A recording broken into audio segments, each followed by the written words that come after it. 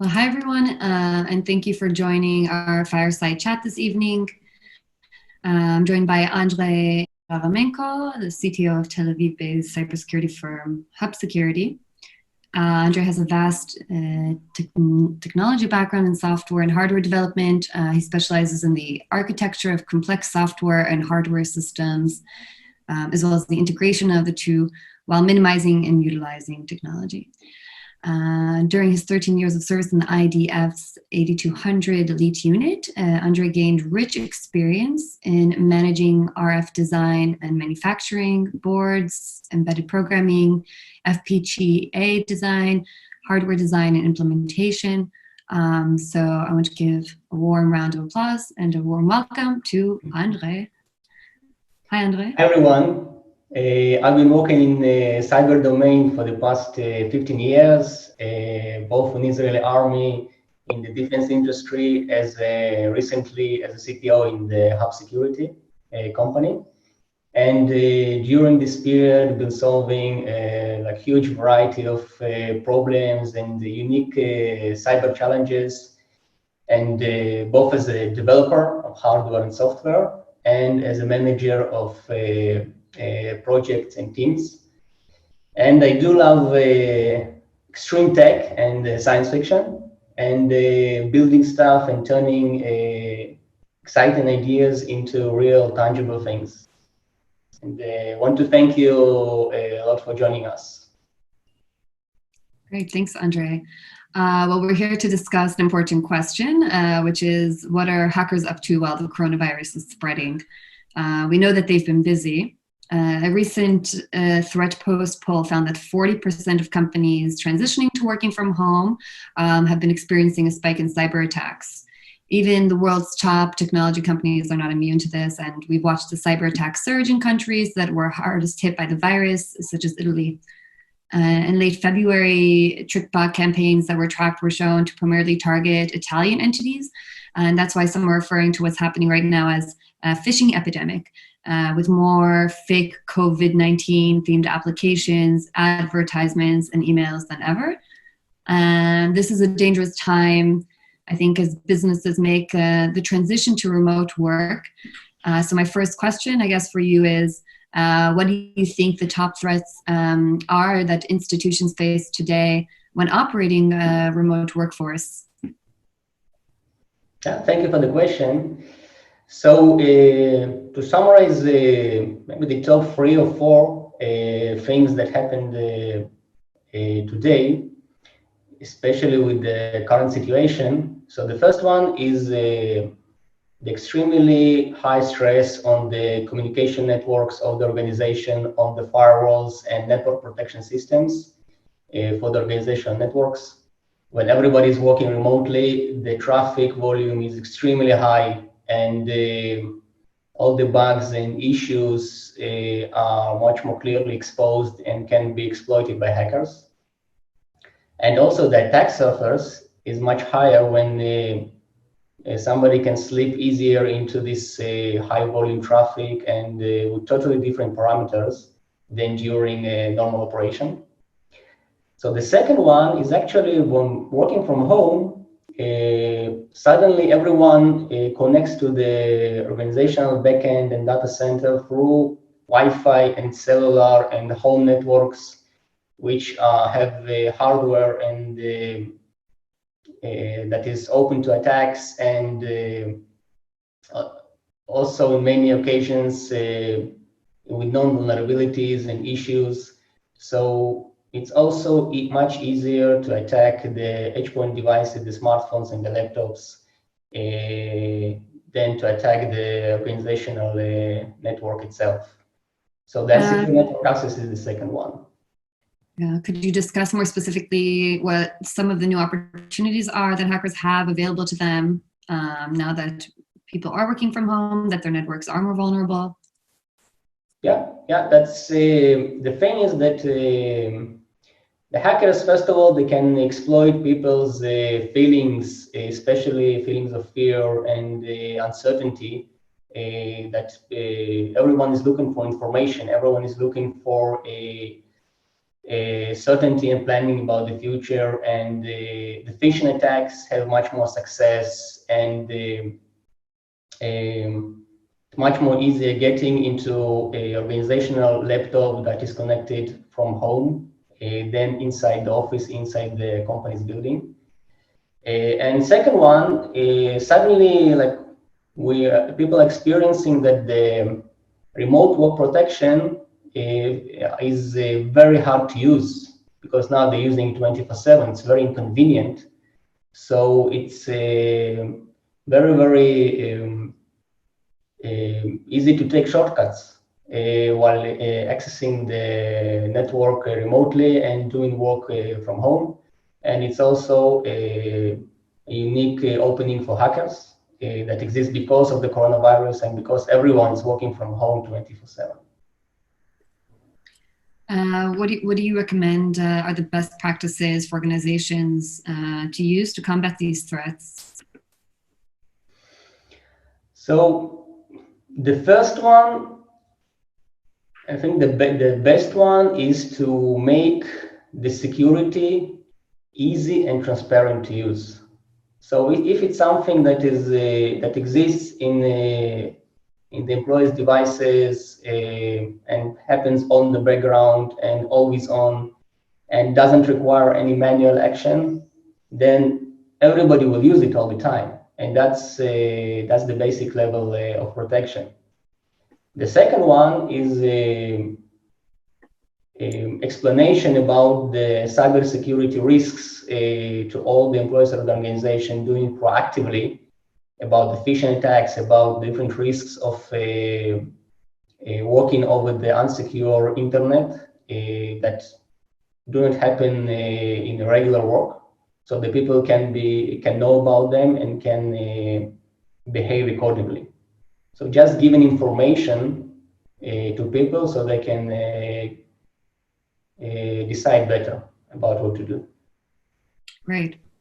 You mentioned software VPNs earlier as a major vulnerability, but we also know that that's not the only attack vertical that's available for hackers to exploit. We know that hardware is another. And there are commonly two ways for hardware to be compromised. One, which is interdiction, it consists of manipulating devices as they're in transit from the manufacturer to the consumer. And the other involves seeding changes from the very beginning of the manufacturing process. And I remember back in 2018, there was an investigation that found sophisticated seeding attack where chips had been actually inserted into computing equipment during the manufacturing process itself. And the attack had huge ramifications and affected more than 30 companies, including a major bank and some government contractors. The investigation later revealed that the chips allowed the attackers to create some sort of stealth doorway into any network that connected to the machines. So while the ramifications of the attack continue to play out, what do you believe are the current threats facing cybersecurity when it comes to ensuring the security of hardware before, during, and after the manufacturing process? So that's a very great topic and not so much discussed. And this kind of hardware level cyber attacks, where the attacker changes the hardware configuration by removing chips or things, or adding new chips inside the existing hardware, like inside the server or inside the router or inside the organizational firewall devices during the manufacturing process. They've been very rare in the past. Today, they're much easier to do because the supply chain is distributed globally all over the world. And the level of protection and the oversight that is needed to be ensured is much harder to get. So this is something that nobody sees. It's something that is extremely hard to detect and protect against, and it demands new approaches for supply chain management for each and every component and each and every step of the manufacturing flow of the security-related hardware, and also regular servers and computers using technologies like blockchain that are available today to prevent this kind of attacks.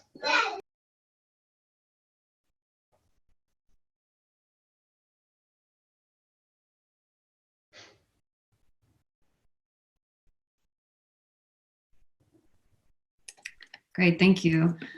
We know that more data and applications are moving to the cloud more than ever, especially now. And this creates a few unique info security challenges for both cloud providers and cloud customers. And cloud data storage security has forced cybercriminals to invent new ways to circumvent even top-grade cyber solutions to gain access to sensitive data and encrypted keys. And we all know too well that data breaches can have a huge consequence for a company, huge consequences such as all the, legally and also reputationally, all of which can lead to ramifications, huge ramifications for any business.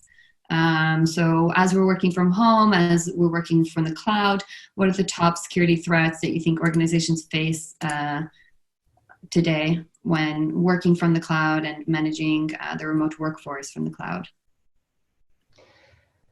So the first one is actually stems from the new regulations of privacy of user data, for example, the European GDPR regulations that essentially require organizations and companies that manage clients' data or private users' data internally in the databases to start protecting everything, encrypting everything all the time, 24/7, at rest inside the cloud, and also when it is used and accessed in a secure way. So this is the major threat that is exists today and wasn't there, I think, 10 years ago, 20 or 15 years ago, when organizations only needed to protect the keys for the encryption, and then to use the data, you get the encrypted data into decrypt it with the protected key, and then use the data in the plain text form internally inside the organization. Today, it's not enough.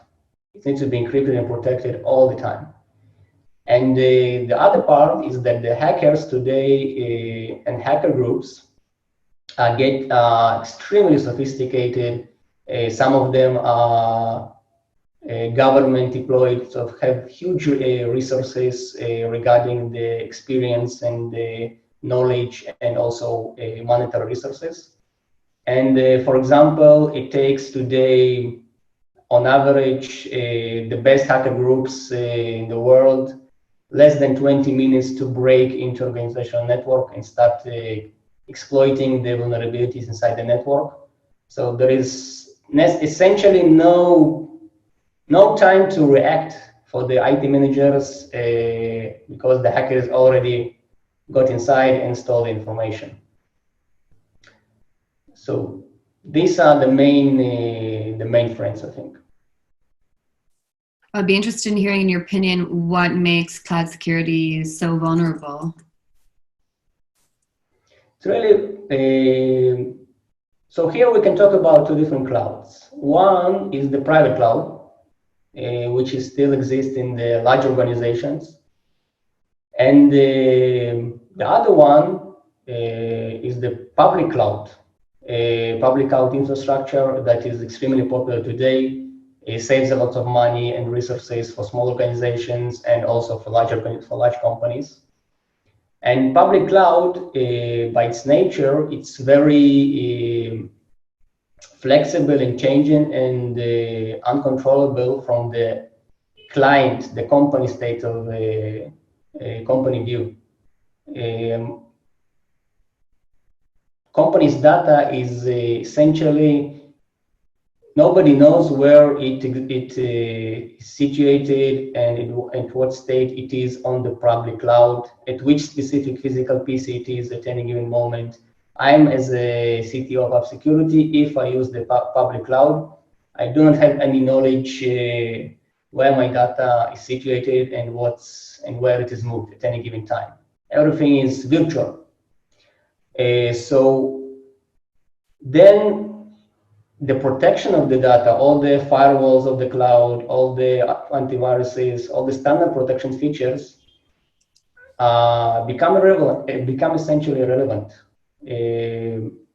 because they do not protect the data itself. They do not protect the sensitive thing. They protect the network. So it's completely different focus, and it's not working for huge amounts of data on the network today.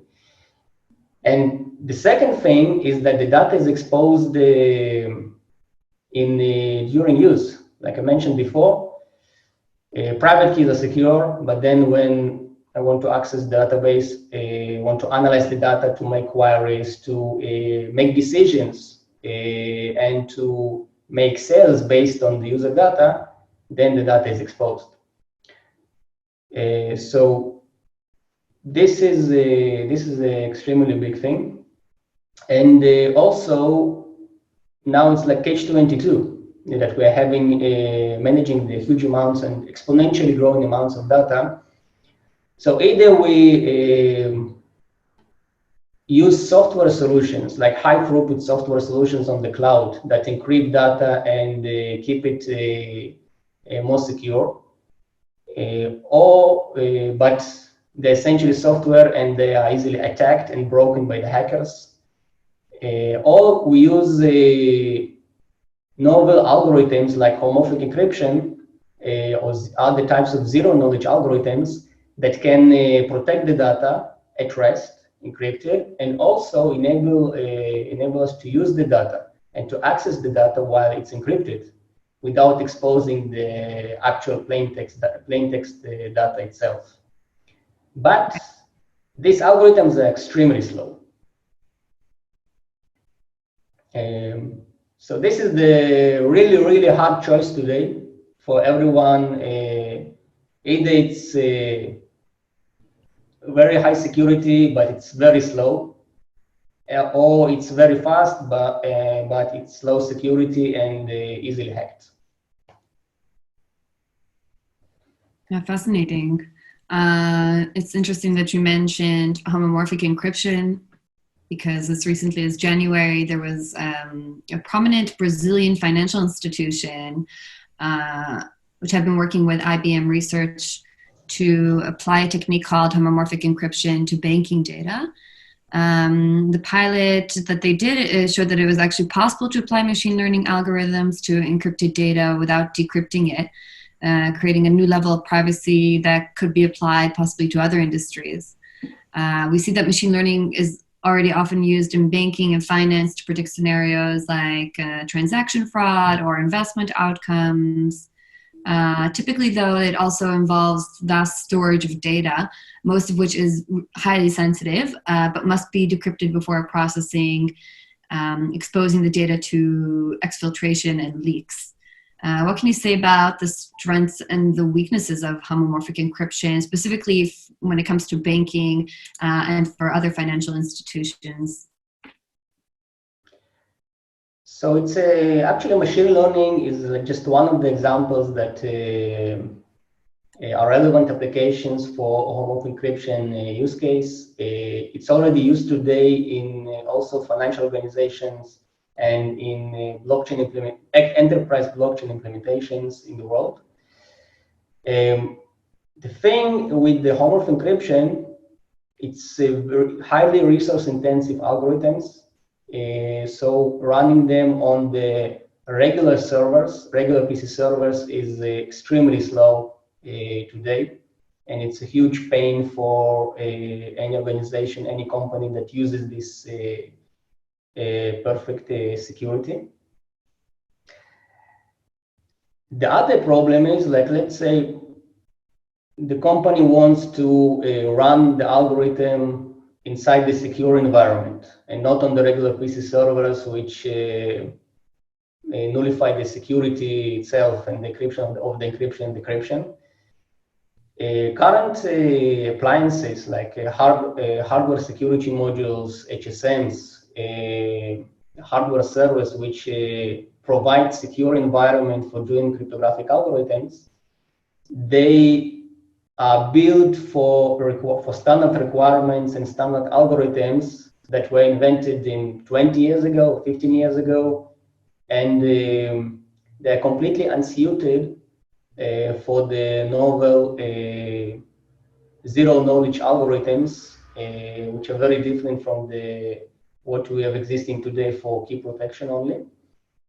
And so the entire infrastructure that provides security to the bank or to the financial company or to the cloud is hardware based on mature old algorithms and is not upgradable to the newer homomorphic encryption and zero-knowledge algorithms.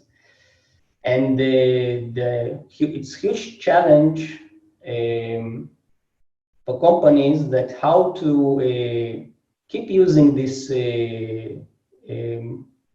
homomorphic encryption and while making it fast, just like the existing algorithms, and also easy to use and transparent to the clients. For example, the banks doing the transactions on the network.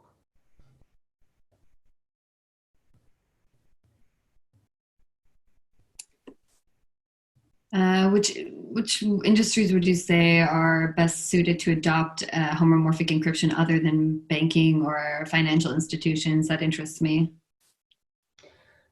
Essentially, everyone who wants to create privacy and also trust when operating on a network with many players, many clients on the same network. It can be a public cloud installation. It can be a financial transaction network.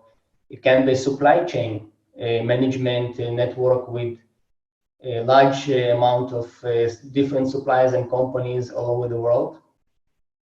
So when you want to exchange information, very sensitive information, over the network, over the public network, and keep it private and secure only between the participants that needs to see this information. This is the case for the homomorphic encryption. And for example, even in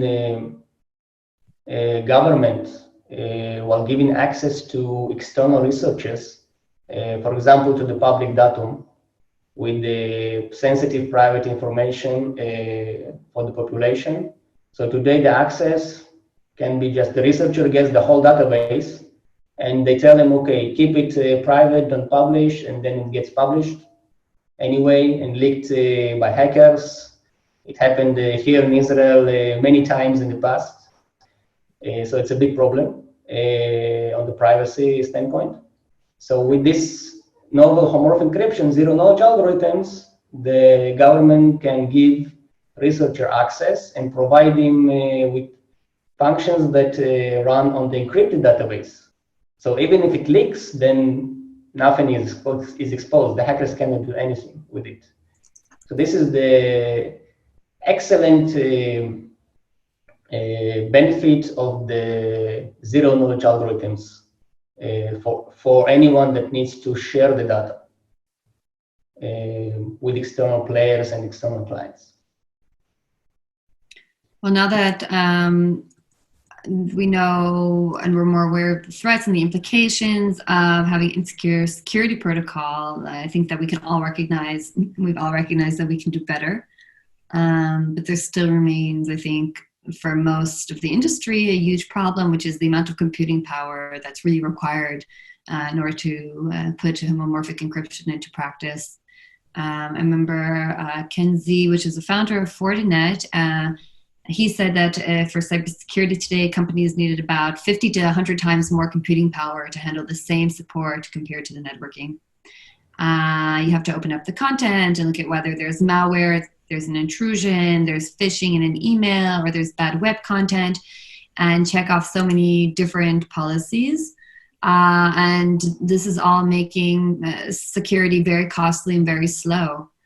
So I guess my question for you would be is, can this huge demand for computing power with security built in be delivered through software, or will purpose-built hardware be required for the industry to move forward? So that's a great question. So essentially, first of all, I think we need to change the state of mind of what we want to protect. So now we are in the age of protecting the data itself.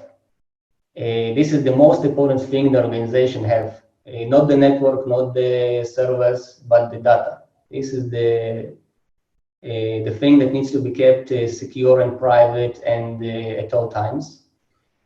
So instead of investing a huge amount of computing power and hardware and software in protecting the network, the organizational data center or on the cloud, which actually is shown again and again by the hackers as extremely inefficient and doesn't have the results that are required from it. We need to switch to protecting the data itself. So then when it's much more focused and much closer to the thing that we need to keep secret, then first of all, the computational power can be smaller, the investment can be smaller, and the return on investment is much higher. Right. Because we protect only what's needed. So maybe to follow up on this, the software approach is extremely slow, and the algorithms are getting more and more sophisticated for encryption and protection of the data. The CPUs, the processors are not growing at the same rate as the algorithm complexity. So we do need hardware, highly parallel implementations to provide the security of the data inside the data center core. And actually, it's something that's already happening when all the cloud providers, the big ones, already heavily invested in hardware-based acceleration solutions, which are available on the cloud.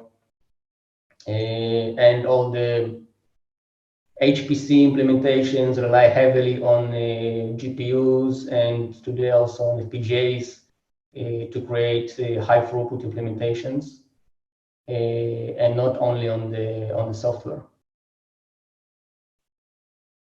Well, we're running a bit out of time, and I'd like the opportunity to open up the floor to our listeners for them to ask any questions they may have. So I think we'll keep the quantum computing topic to the side for now for future webinars, and hopefully we'll get to it. I'd love to hear your thoughts on that as well. But thank you, Andrey. It's a super fascinating discussion, and I'm so glad to have gotten the time to discuss all this with you today. The topics that we covered here are relevant, I think, now more than ever. So I'd like to take the opportunity maybe to open the floor to our attendees. Anyone who might have a question, feel free to drop it in the Q&A box below or the chat section. That works too. Okay. We have a question here. What are the main concerns when it comes to 5G privacy, and how should they be addressed from a cybersecurity perspective? That's an interesting question. So the main promise of the 5G is exponential increase in the connectivity. So first of all, the throughput on the edge devices, on the Internet of Things devices is promised to be much higher. The availability of a highly efficient and low latency communication is one of the main advantages of the incoming 5G. So essentially, People can control cars and robots and industrial equipment and do surgeries remotely without being present on site in real time with the extremely high throughput of data and extremely low latencies. The data can be stored on the edge, like inside the building, and instead of going all the time into the cloud, into the into the central data installations. Communication between the devices, for example, between cars on the road, or between the traffic lights and the traffic cameras and the cars and all the other devices on the edge, is going to be much more efficient and reliable, and the volume will go up a lot with 5G. So regarding the privacy perspective, which is one of the points of cybersecurity, so huge amount of private user data, our cars, our things that we are doing, the cameras, the video flows, will be shared across the network in real time and exposed to hackers much more than what we have today, because things are going to be much more decentralized. And so decentralization usually means less control over what's going on, over the information, and also on the protection. So this is one of the big concerns, I think, when going to 5G in a few years. And the other one is talking about the IoT. Lots of low performance devices will connect to the 5G network, like even the water equipment sensor or gas measurement sensor in our homes will be connected directly to cellular, to 5G. So the access to the network becomes much more vulnerable. These devices have low power requirements, low processing power. So the security applications that can run on them are much simpler than on the data center, and level of protection is lower by definition. And also the physical access is very easy. So the hacker don't have to break the radio remotely or access remotely. You can just physically go, take the device, open it, and connect to it locally, and from there get access to the organizational network. For example, to the city hall measurement network from the device that is stolen physically from one of the residences. So the physical security becomes much more relevant when we are talking about 5G.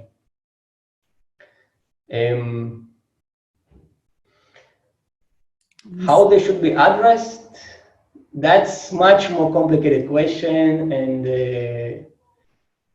it's hard for me to answer this right now in the short time that we have. Yeah, I think so as well. We have one more question here. Again, if anyone wants to ask anything, feel free to drop it in the Q&A below.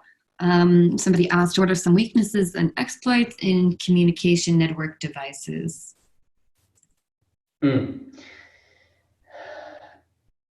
So communication network devices, like it's a broad question. I can try to maybe answer on part of it. So the most common communication network devices are Wi-Fi networks, essentially. It's today at every home, at every workplace, and these devices are extremely cheap. The routers, the Wi-Fi routers and switches and modems.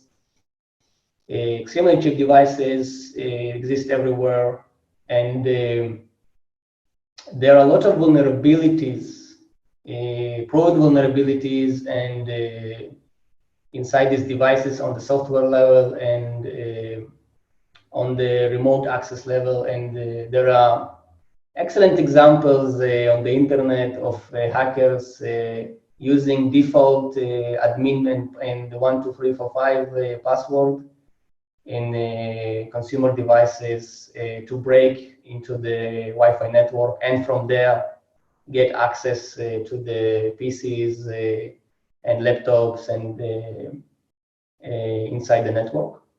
Same thing for the organizations. So I think the most common weakness and most easily exploited weakness is the wireless communication network, local communication network of the organization, the Bluetooth, the Wi-Fi devices. It's very easy to break into the so-called the secured organizational network through a single Wi-Fi access point and overcome all the defenses and firewalls in this way.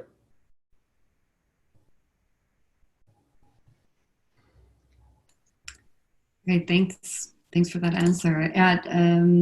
I think that's something that I think many people are interested in right now, and information that I think many businesses should know, and people are looking to get solutions for, as people work remotely from home, and as as networks become more vulnerable and business become more at risk. So I think that that's all for today, unless anybody has any other questions. Thank you everyone for joining us. We hope you're all staying safe and healthy at home. And we look forward to hosting many more discussions like these. So you're welcome to stay updated on upcoming webinars via Hub Security's LinkedIn and Twitter page. And you can also check out Hub's weekly digest on Medium for the latest stories coming out of the blockchain and crypto spheres. And thank you so much, Andrey, for joining us today. Thank you. And thank you everyone for joining. I think that's a wrap. And until next time, we'll see you all, and I hope to see you all in the next discussion.